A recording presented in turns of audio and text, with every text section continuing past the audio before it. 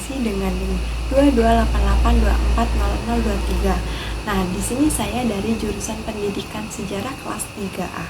Jadi saya di sini akan memenuhi tugas mata kuliah saya, yaitu Sejarah Indonesia Masa Kolonial.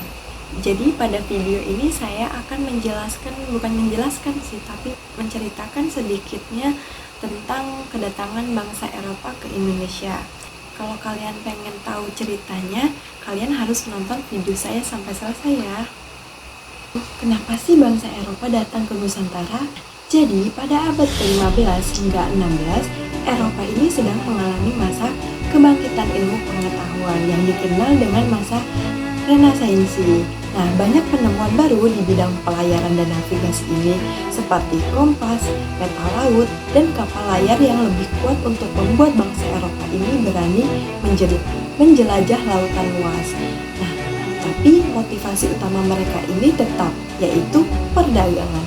Nah, saat itu jalur perdagangan rempah-rempah dari Asia ke Eropa ini dikuasai pedagang Arab dan Turki. Akibatnya, harga rempah-rempah di Eropa ini melonjak lebih tinggi, sehingga rempah-rempah ini tidak hanya dipakai untuk memasak, tetapi juga obat-obatan, parfum, dan juga pengawet makanan. Nah, bayangin saja, satu karung kecil lada dari Nusantara ini bisa dijual dengan harga berkali-kali lipat di pasar Eropa. Inilah yang membuat bangsa Eropa berlomba-lomba untuk mencari sumber rempah-rempah langsung ke Asia, termasuk ke Kepulauan Nusantara. Bangsa Portugis perintis dari barat. Portugis adalah bangsa Eropa pertama yang berhasil menemukan jalur laut menuju Asia.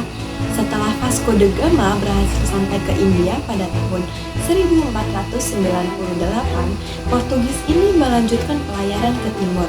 Tahun 1512, Armada Portugis ini di bawah pimpinan Antonio de Abreu dan Francisco Serra akhirnya mencapai Maluku. Di Maluku ini, Portugis melihat sendiri betapa melimpahnya rempah-rempah seperti cengkeh, pala, sehingga mereka ini segera menjalin hubungan dengan kerajaan Ternate. Namun, tujuan Portugis ini bukan hanya berdagang, tetapi mereka ini ingin memonopoli perdagangan dan juga menyebarkan agama Kristen.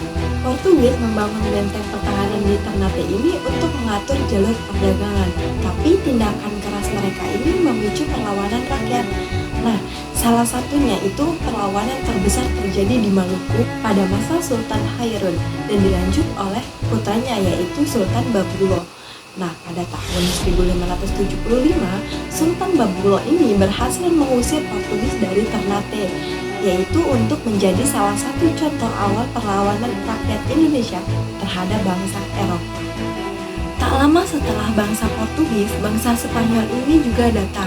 Nah, mereka ini bersekutu dengan Tidore, yaitu saingan utamanya Ternate. Tarungan antara Portugis yang didukung Ternate dan Spanyol yang didukung Tidore ini membuat Maluku jadi ajang perebutan kepentingan asing.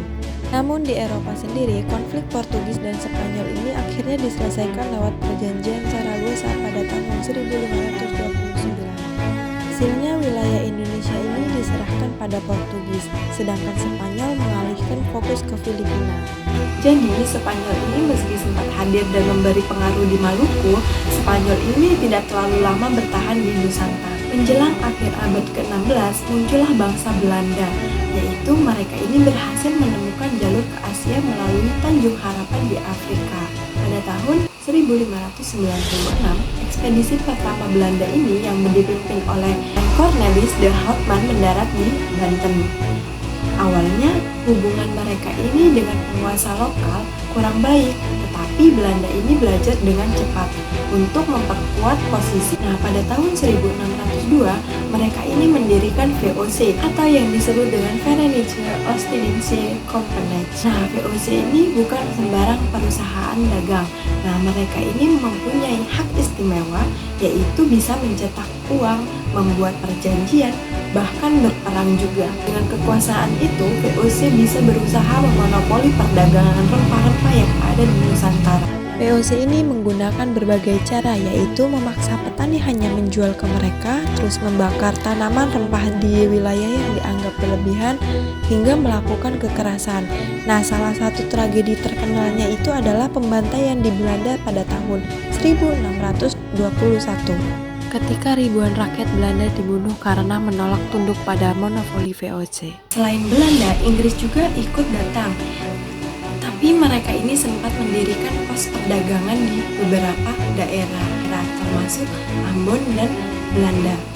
Pada tahun 1811, Inggris sempat mengambil alih kekuasaan dari Belanda di Indonesia karena Belanda ini kalah oleh Prancis dalam Perang Eropa. Gubernur Jenderal Inggris saat itu adalah Thomas Stamford Raffles. Di Raffles ini dikenal cukup berbeda, memperkenalkan sistem pajak tanah atau yang disebut dengan land grant, meneliti sejarah dan budaya Jawa, serta menulis buku terkenal berjudul The History of Java.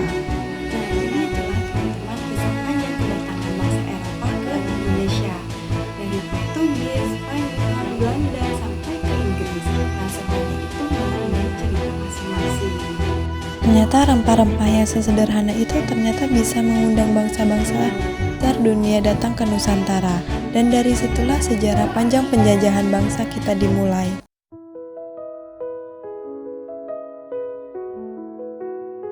Semoga cerita ini bisa jadi pengingat bahwa kekayaan alam Indonesia ini adalah anugerah yang luar biasa.